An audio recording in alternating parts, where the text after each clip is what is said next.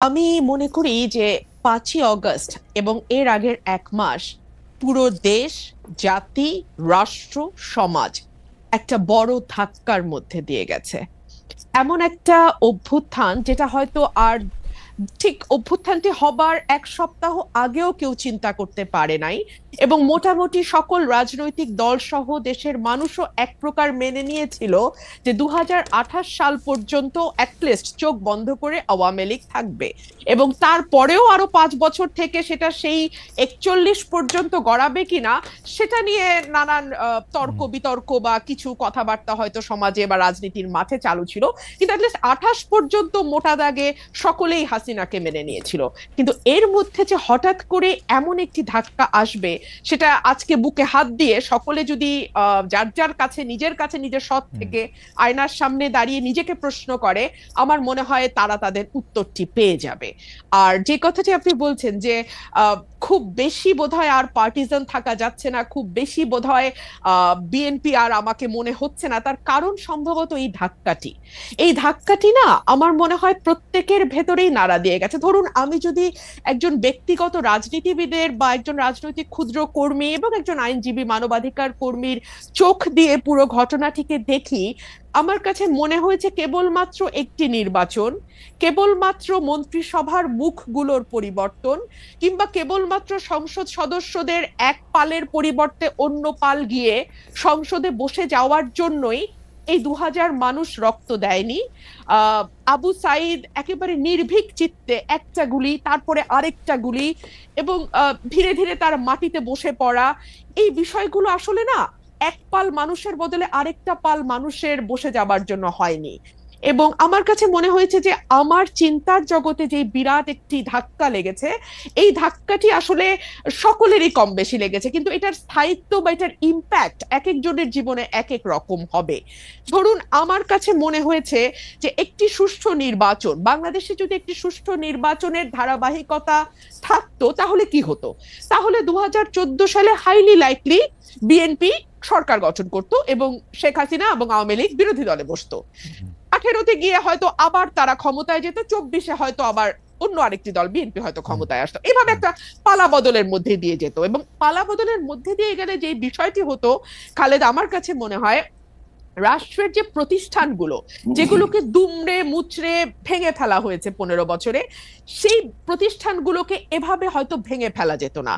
আজকে যেভাবে আমরা দেখতে পাচ্ছি মসজিদের খতিব থেকে শুরু করে একেবারে পাড়ার স্কুলের হেডমাস্টার পর্যন্ত পালিয়ে যে প্রাণ বাঁচাচ্ছেন, কারণ সোশ্যাল টেক্সচারটা পুরোপুরি নষ্ট হয়ে গিয়ে একেবারে প্রান্তিক লেভেল পর্যন্ত সকলকেই এক দলের সদস্য হয়ে যেতে হচ্ছে, এই অবস্থাতে বাংলাদেশ যেত না। একটা পাওয়ারের তো একটা ব্যালেন্স থাকে, ভার্টিক্যাল এন্ড হরাইজন্টাল। ভার্টিক্যালটা হয় রাষ্ট্র, হরাইজন্টালটা হয় সমাজ। কিন্তু আমাদের এই সমাজের টেক্সচারটাকে, সমাজের বুননটাকে খুবই সিস্টেম্যাটিক্যালি হত্যা করা হয়েছে, এবং হত্যা করা হয়েছে খুবই একটা পারপাসফুলি, একটা মানে লক্ষ্যকে সামনে রেখে। লক্ষ্যটা হচ্ছে আমাকে যে কোনো মূল্যে ক্ষমতায় থাকতে হবে।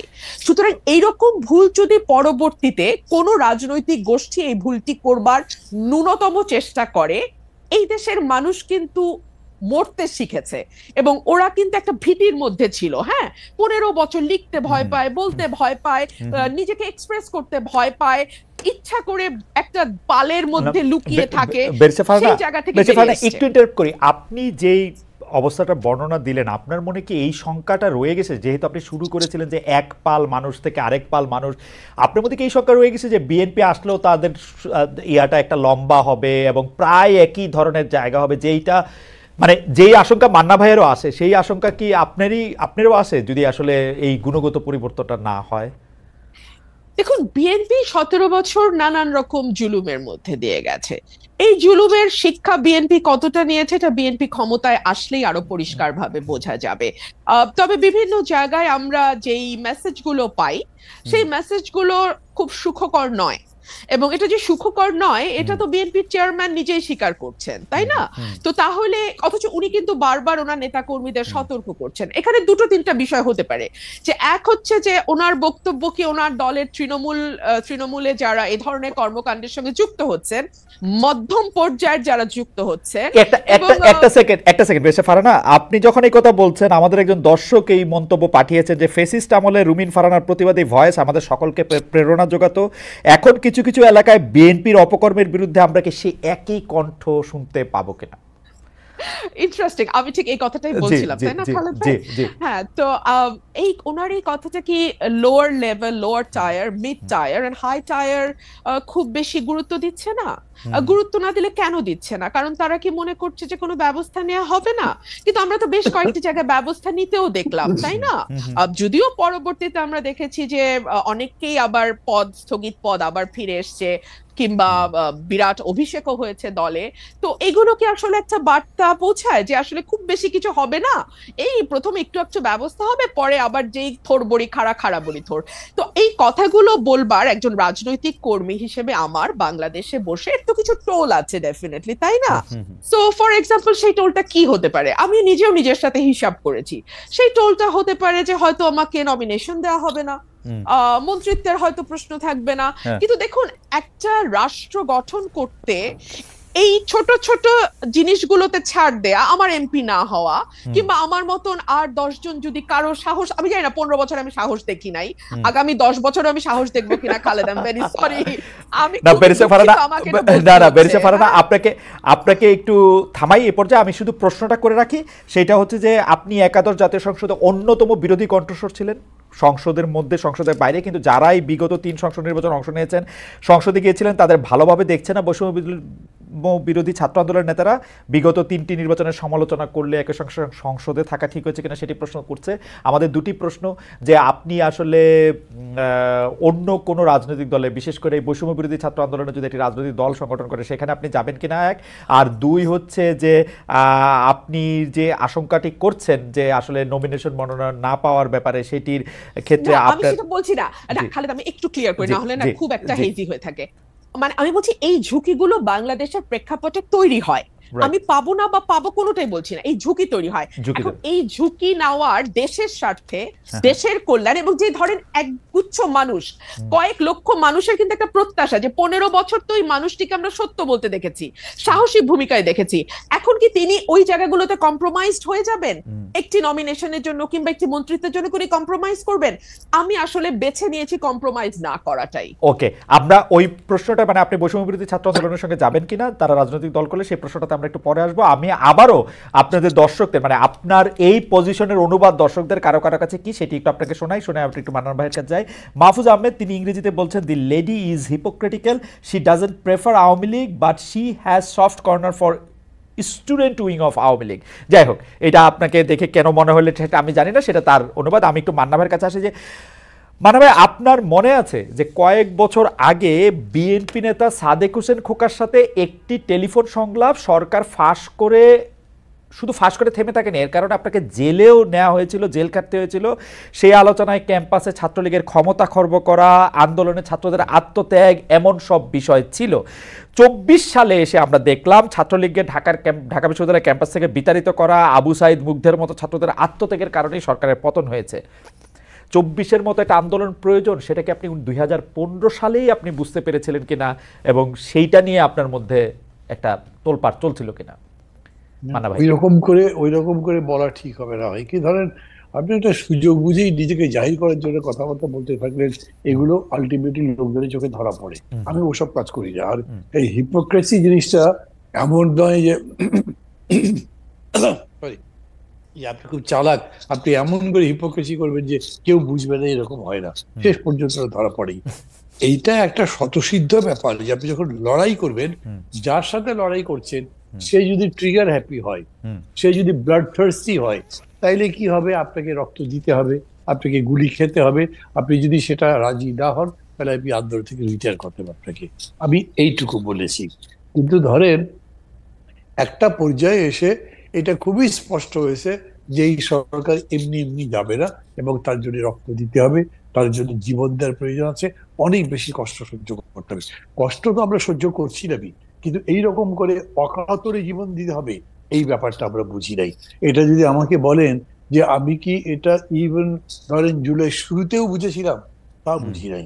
কারণ কি, মানে নিজের বিবেকের মধ্যে এটা কল্পনাতে আসতে পারেন না, কল্পনাতে আসতে পারে যে এইরকম করে কেউ মানে নৃশংস হতে পারে, এরকম করে কেউ হৃদয়হীন হতে পারে, এইটা আমার বিবেচনার মধ্যে আসেনি। যদি আমি খুব অনেস্টলি বলি, আমি কয়েকটা বক্তৃতায় বলেছি Sheikh Hasina she has a, কি বলবো, মেটালিক হার্ট, ওইটা একটা জেনুইন হিউম্যান হার্টটা যদি হতো, তাহলে এই যে মায়ের কান্না ইত্যাদিতে এত দেখে উনি এগুলো নিশ্চয়ই বিচলিত হতেন বা ঘুরে দাঁড়াতেন বা ঘুরে যেতেন, করেননি তো। সেই কারণে শেষের দিকে যেটা হবে সেটার পক্ষে আমি একটা কথা বলি। ধরেন এই যে একটা খুব ঐতিহাসিক ঘটনা, একটু ছোট্ট একটা জোকের মতো করি, বাংলাদেশের ঐতিহাসিক জায়গা কি জানেন? বিশাল আন্দোলনের মধ্যে দিয়ে সরকারের পথের পর বিরোধী দলের নেতা পলায়ন, পুরো পার্টি পলায়ন করেছে, এই উদাহরণ আছে। আবার সাম্প্রতিক উদাহরণটা হয়েছে এরকম যে বিশাল বিশাল গণঅভ্যুত্থানের সরকারের পতনের পরে যে মূল বিরোধী রাজনৈতিক দল তারা সাইড লাইনে আছে, তারা কিন্তু সামনে নাই, আন্দোলনের পতাকা তাদের হাতে নেই। এই যে এই ঘটনাটা ঘটলো, এটা কেন?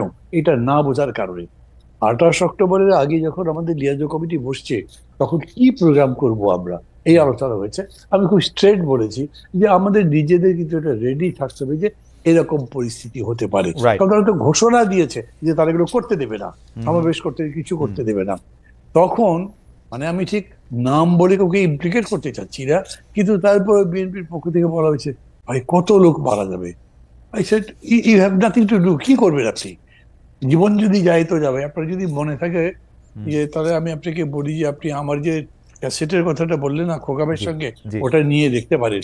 উনি জিজ্ঞেস করেছেন, ওই যে আমি যখন বলছি ইউনিভার্সিটি থেকে এটা করতে বেরোচ্ছি, তাহলে তো ওখানে রক্ত ঝরবে, গুলি হবে, লাশ পড়বে, তো মানুষ না, লাশ না, রক্ত ঝরবে, মানুষ পড়বে। তো আমি বলেছি যে আপনার কিছু করার নেই, আপনাকে করতে হবে, আমি তো পারছি না, তারা যদি পারে আবার তার বিরুদ্ধে দাঁড়াতে হবে। ঠিক এই কথা আমি বলছি যে আলটিমেটলি এইটা বোঝা গেছে, আপনাকে চ্যালেঞ্জটা নিতে হবে, আপনাকে পাঞ্জা লড়তে হবে, বলতে হবে আইদার ইউ অর বি, এখানে আর মাঝামাঝি কোনো জায়গা নেই। মানে ভাই আপনার জন্য প্রশ্ন হচ্ছে যে আমার প্রশ্নটা আমি একটু পরে করি, আপনি যদি চট করে। আপনার জন্য প্রশ্ন হচ্ছে যে আপনি জানেন যে হাইকোর্টের একটা অর্ডারে বলা হয়েছে যে জয় বাংলা বলার এখন আর কোনো বাধ্যবাধকতা নেই, যেটা সরকার বাধ্য করেছিল যে জয় বাংলাই হচ্ছে একটা স্লোগান।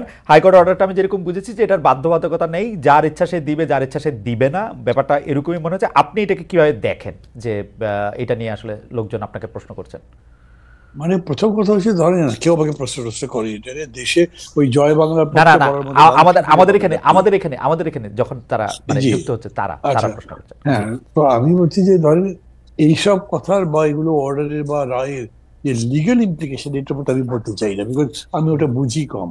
কিন্তু আমি অলওয়েজ এই ধরনের অর্ডার পলিটিক্যাল মিনিংটা বুঝতে চাই। পলিটিক্যাল মিনিং যদি বলেন, তাহলে কোনো সময়ের জন্যই কোনো স্লোগান আমার জন্য বাধ্যবাধকতা হতে পারে না। এখন ধরেন জাতি রাজি হলো, তারপরেও কোর্ট রাইজে সবাই মেনে নিল, কিন্তু আমার কাছে সেই স্লোগানটা পছন্দ নাও হতে পারে, আপনি তো আমার জোর করে চাপিয়ে দিতে পারেন না। ডেমোক্রেসি এরকম নয়, it is just the rule of majority, তার ওপিনিয়ন যাতে বলে তার ভিত্তিতে হয়। It is also right for the minority to express, যে তারা যাতে তাদের কথা বলতে পারে, তারা বলবে যে আমি ঠিক মনে করছি। ওকে, ফেয়ার এনাফ। আমি আপনাকে যে প্রশ্নটি করতে চেয়েছিলাম যে আপনি বলেছেন যে মানে বাংলাদেশে অনেক ফানি জিনিস হয়েছে, যে বিরোধী দলের নেতাকে আসলে আত্মগোপন করতে হয়েছে গণ অভ্যুত্থানের মুখে, যেটা মানে যেটা আসলেই ফানি, মানে যতবার আমার মনে হয় ততবারই আমার কাছে হাসি পায়। আপনি বলেছেন যে এত বড় একটা আন্দোলনের পরে প্রধান বিরোধী দলের হাতেই আসলে আন্দোলনের পতাকা নাই, সেটাও একটা মনে রাখার মতো বিষয়। কিন্তু আমার কাছে যেটা হচ্ছে খুব মনে হয় যে শেখ হাসিনা, যিনি কারো কথা চিন্তা না করে কাউকে কোনো কিছু না জানিয়ে চলে গেলেন, পালিয়ে গেলেন, এখন আবার তিনি বলছেন তাকে আসলে পালাতে বাধ্য করা হয়েছিল, এবং তিনি বক্তৃতা দিচ্ছেন, সেই বক্তৃতা নিয়ে তার নেতা কর্মীরা আবার মানে এটা নিয়ে উৎফুল্ল হচ্ছেন। এই ব্যাপারটাকে আপনি আসলে রাজনৈতিকভাবে কিভাবে বিশ্লেষণ করেন? মানে আমি আওয়ামী লীগ করলে তো আমি মানে তার উপরে এতই রাগ করে থাকতাম বা এতই আমি মনে কষ্ট পাইতাম, এইটা এইরকম কেন? মানে এটা আমি একটু মান্না ভাই আপনার কাছ থেকে একটু শুনতে চাইবো। আমি একটু বেরেসা ফারানা থেকে আসি, একটু আপনি এটা একটু মানে আপনি একটু মানে আগে প্রশ্নটা করে রাখলাম যে বেরেসা ফারানা, আমি আসলে প্রশ্ন করেছিলাম যে বৈষম্য বিরোধী ছাত্র আন্দোলনের মধ্যে আপনি আসলে যুক্ত হবেন কিনা, এটা হবেন কিনা। জয় বাংলা নিয়ে আসলে আপনার মতামত আমরা একটু শুনে নিতে চাই, যেহেতু প্রশ্নটা উঠেছেই। আপনি একটু বলবেন যে হাইকোর্ট বলেছে যে এটার না, আমি আমি আসলে কোনো দলে যাওয়ার কথা কল্পনাও করছি না, এটা আমার কোনো চিন্তার মধ্যেও নাই। আর দ্বিতীয় যে প্রশ্নটি, জয় বাংলা স্লোগান, দেখুন পুরাটাই তো পলিটিসাইজ হওয়া। এই যে আপনি না আলাদা আলাদা ভাবে কোনো প্রতিষ্ঠানকে রক্ষা করতে পারবেন না। আপনি যখন সকল কিছুকে একত্র করবেন একটি বিশেষ লক্ষ্যে, তখন আপনি পিসমিল বেসিস, আচ্ছা জুডিশিয়ারিটা ঠিক রাখি, কিংবা আচ্ছা থাক আমি প্রশাসনটাকে ঠিক রাখি, ইট ইজ ইম্পসিবল খালেদ ভাই। সেই কারণেই যেটা হয়েছে, জুডিশিয়ারি প্রতিটি নিয়োগ, প্রতিটি পদোন্নতি, অ্যাপেলেট ডিভিশনে যাওয়া, অ্যাপেলেট ডিভিশন থেকে কে চিফ জাস্টিস হবেন সেটা নির্ণয় করা, এই সকল কিছুই আসলে রাজনৈতিক সিদ্ধান্তে হয়েছে। এবং আপনি চিন্তা করে দেখেন, এই যে আবারও সেই ইতিহাস টানতে হয়, স্বাধীনতার 54 বছর খালেদ ভাই, হ্যাঁ, আমাদের কিন্তু আকাশের যত তারা আইনের তত ধারা, তাই না? অথচ একটা বিচারক নিয়োগ আইন আমরা কেউ করলাম না। কেন করলাম না? কারণ আমরা না আসলে আমাদের খাস বল্টু পিল্টু লালটুকে বিচারক হিসেবে দেখতে চাই। এবং আমি চাই যে যখন আমি ক্ষমতায় আসব, তখন আমার যা যা মামলা যেভাবে হলে আমার সুবিধা হয়, রায়গুলো শেষে ভাবে হবে। হ্যাঁ, হাসিনা একেবারে নগ্ন ভাবে করেছে বলে না, আমাদের কাছে একেবারে চোখে মনে হয় যেন খুব বেশি আমাদের চোখে লেগেছে। কিন্তু ব্যারিস্টার ফারহানা, আপনি যতবার এই কথা বলেছেন, ততবারই আপনাকে এই কথা শুনতে হয়েছে না যে বিএনপি কি তার আগের আমলে করে নাই? আপনি যাদের লালটু পল্টু ঝন্টু মন্টুর কথা বলেছেন, যতবার বলেছেন ততবার তো আপনাকে একই প্রশ্ন বলতে হয়েছে যে বিএনপি কে এটা করে নাই কিনা। নিশ্চয়ই শুনতে হয়েছে, এবং সে কারণে কিন্তু আমি এই পরের লাইনটা যুক্ত করলাম যে হাসিনা যত নগ্ন ভাবে করেছে, কারণ সে সময় পেয়েছে বেশি, তাকে ক্ষমতায় থাকতে হয়েছে ভোট ছাড়া, তার কাছে পাওয়ার হারানো মানে জীবন হারানোর মতো।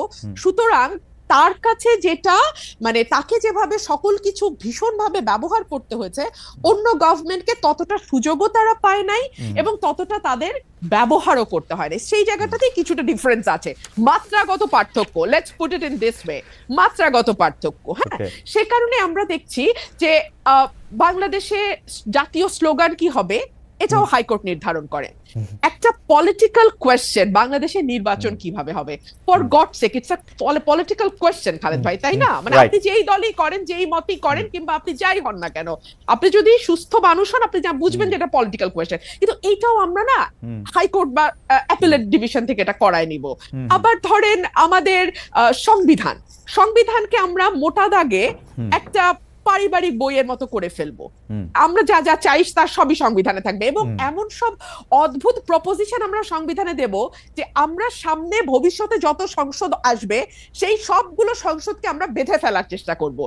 তারা কি কি আইন করতে পারবে, কি কি পারবে না, সংবিধানের কোন কোন অংশ তারা 2/3 কেন 3/4 মেজরিটি দিয়েও চেঞ্জ করতে পারবে না, এরকম অংশ আমরা সংবিধানে বলে আবার সেটা লিখে দেব যেটা অপরিবর্তনীয়, which itself is unconstitutional, okay, which itself is unconstitutional।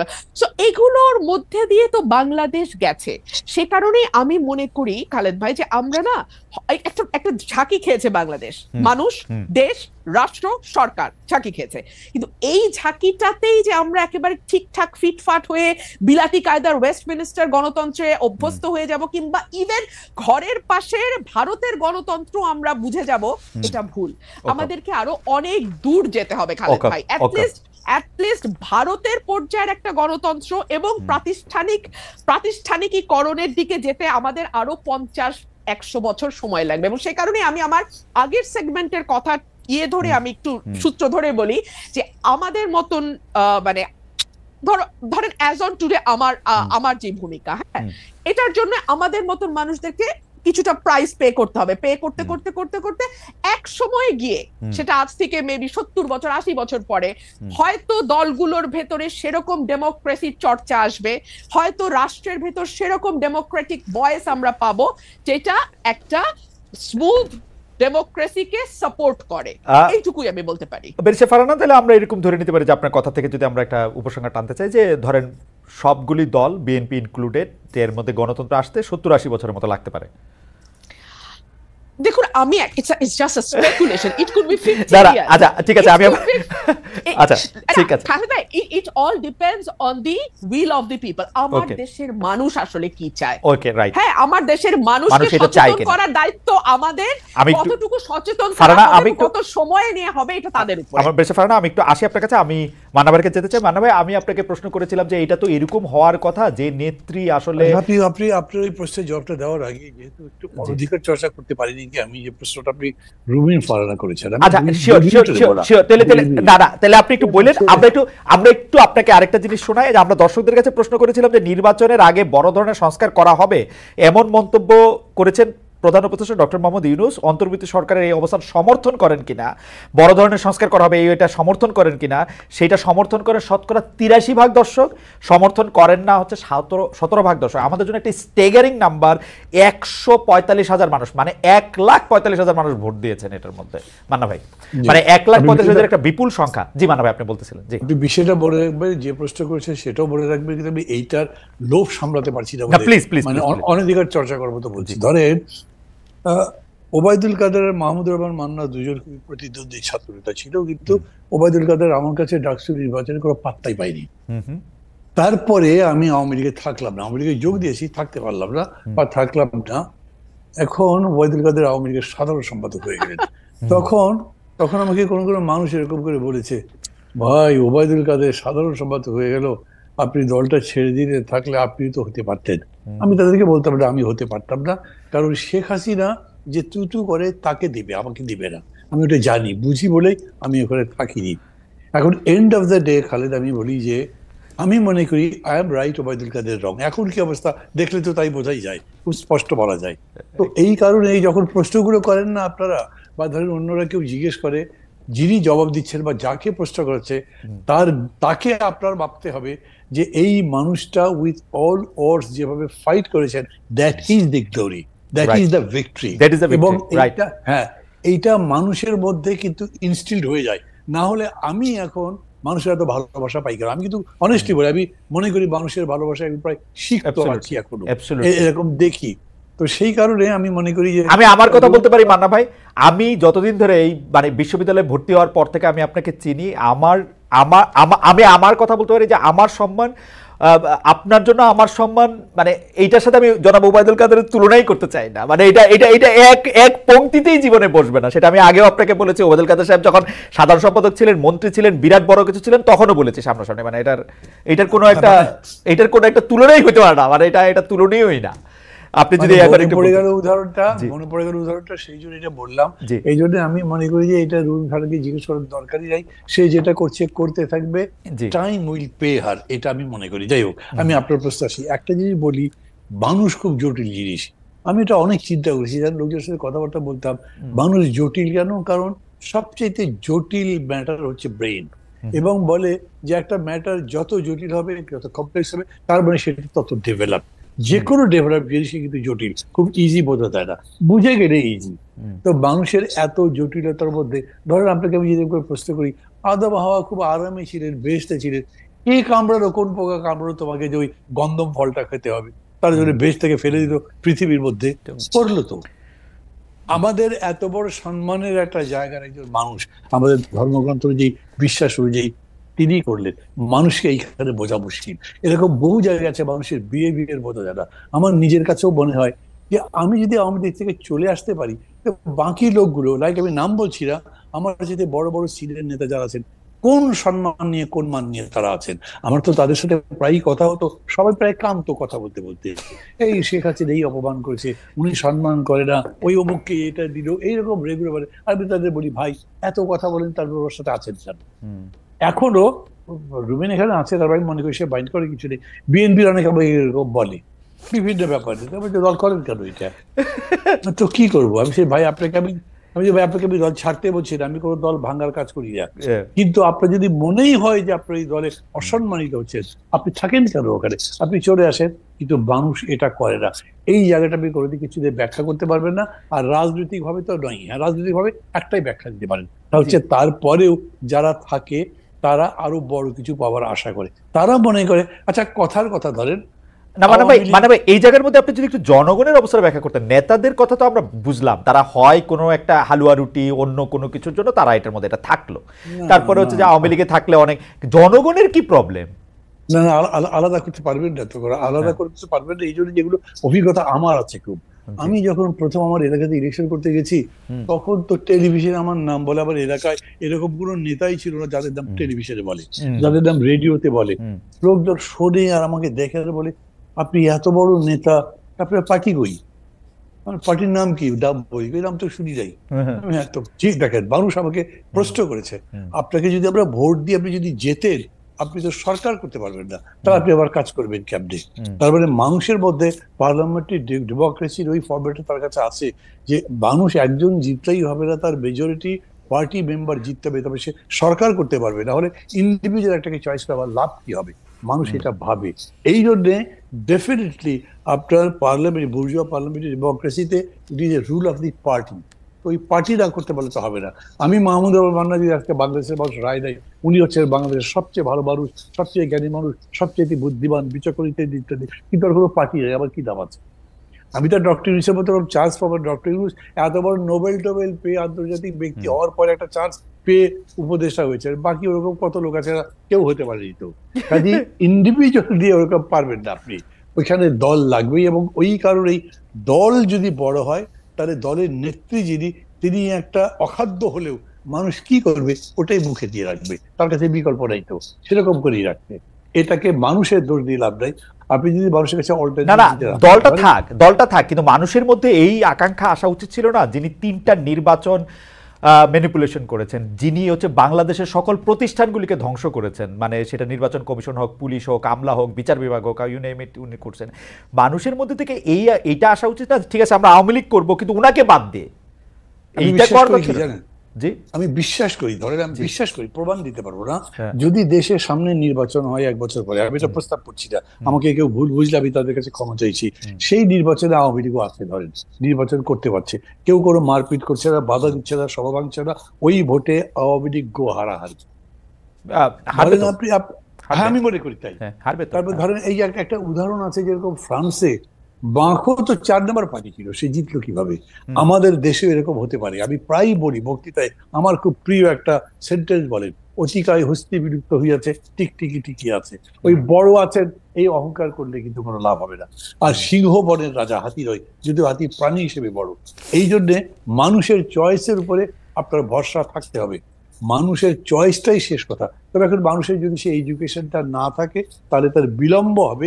ওই যে রুমিন বলছে না, যেটা হয়তো 20-25 বছর লাগবে, আমি বছর মানে সংখ্যা দিয়ে বলবো না, কিন্তু মানুষের সময় লাগবে। কিন্তু আমার কাছে খুবই বিস্ময়কর, জানেন আপনি খেয়াল করেছেন, অ্যাগেইন এখন পর্যন্ত BNP is the biggest party, BNP হলো সবচেয়ে জনপ্রিয় দল, কিন্তু এই বিএনপি 5 আগস্টের ক্ষমতা পরিবর্তন একদম অব্যবহিত পরেই যখন পার্টি অফিসের সামনে বিশাল সমাবেশ করে বলল 3 মাসের মধ্যে নির্বাচন দেন, তখন সমস্ত মানুষ বিরোধিতা করেছে, বলেছে রক্তের দাগি করে কিভাবে নির্বাচন। কিন্তু মানা ভাই, আপনি যদি এখন কান পাতেন, আপনি কিন্তু শুনবেন যে সব মানুষ এখন নির্বাচন চাচ্ছে, কারণ ডক্টর ইউনূস সরকার মানে অনেক জায়গা থেকেই আসলে সিদ্ধান্ত নিতে পারতেছেন। আপনি যদি অর্থনৈতিক সূচকগুলি দেখেন, বলতেছে যে আমলারা, আপনি কোনো কার্ভের মধ্যে তো আপনি কোনো মানে পরিবর্তন দেখবেন না, এবং এটা তো ওইটা আপনার লাস্ট প্রশ্ন ছিল, তার জবাবটা আমি দেবো।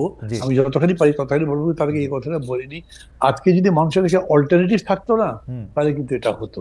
ধরেন কোনো কারণে মানুষ এখন মনে করছে না বিএনপি তো আওয়ামী লীগের মতোই করছে, তারপরে ভোটের মাঠে গিয়ে এসে দেখলো যে বিএনপি আছে বিগেস্ট, কাছাকাছি আছে, ধরেন কথা জামাত, কিন্তু কাছাকাছি মানে কি, বিএনপি যদি 80 হয় তাহলে জামাত হলো 10।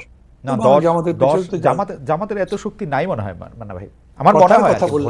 কথার কথা বললাম, 80 আর 10 বলছি তো, এইটাতেও মানুষ আর জামাতের কাছে যাবে, বিএনপির কাছে যাবে, যদি সে বিএনপির ব্যাপারে ক্রিটিক, কারণ আর কিছু নাই না। কিন্তু মানা ভাই, আপনার কাছে মনে হয় না যে এই যে বিকল্প নাই করতে করতে শেখ হাসিনার দলও শেখ হাসিনাকে রাইখা দিল 15 বছর 20 বছর, পারলে 2041 রুমিন বলছে 2041 পর্যন্ত রাখতো, কারণ তারা এরকমই ভাবতো নিজেদেরকে। বিকল্প তো আসলে তৈরি হয় না, মানে বিকল্প যতক্ষণ পর্যন্ত বিকল্পের মতো দেখতে লাগে ততক্ষণ পর্যন্ত কেউ এটাকে নেয় না, এটা তো অবভিয়াস হইতে হয়। এটা হবে মানে এখন যদি ওরকম করে বলেন, তাহলে আমি আমার নিজের কথা বলতে, আমি তো বিকল্প করবার জন্যই আজকে 13-14 বছর ধরে চেষ্টা করছি, আমি বিকল্প হতে পারিনি। কিন্তু মানুষের কাছে আমি অ্যাজ অ্যান ইন্ডিভিজুয়াল একটা অল্টারনেটিভ আমি মনে করি, আমার দল হয়নি। ওকে, আমিও দল যদি হতো তো হয়ে যেত। আমরা একটা প্রশ্ন মানা ভাই আপনার কাছে কিছু শোনার বাকি, কিন্তু আমরা একটা প্রশ্ন আসলে ব্যারিস্টার রুমিন ফারহানাকে করতে চাই, যেটা আবার আপনার কাছে আমরা আপনি লাস্ট প্রশ্ন যেটা করেছেন তার জবাবটা আমি বলি, তারপরে জি বলেন প্লিজ বলেন। প্রশ্নটা কি করেছেন আবার বলেন। বলেছিলেন যে গভর্নমেন্ট পারছে না পুরোটা, কি একটা প্রশ্ন? রাইট, হ্যাঁ, গভর্নমেন্ট তো আসলে কোনো জায়গা থেকেই আমরা মানে যেটাকে কাজ করা বলে, মানে আমি তো বলতে চাই যে গভর্নমেন্টের এই মুহূর্তে ইলেকশন দেওয়া উচিত। এই মুহূর্তে বিএনপিকে আপনি যেটা বলেছেন যে আপনি ওই যে পার্সেন্টেজ দেখিয়ে বললেন না,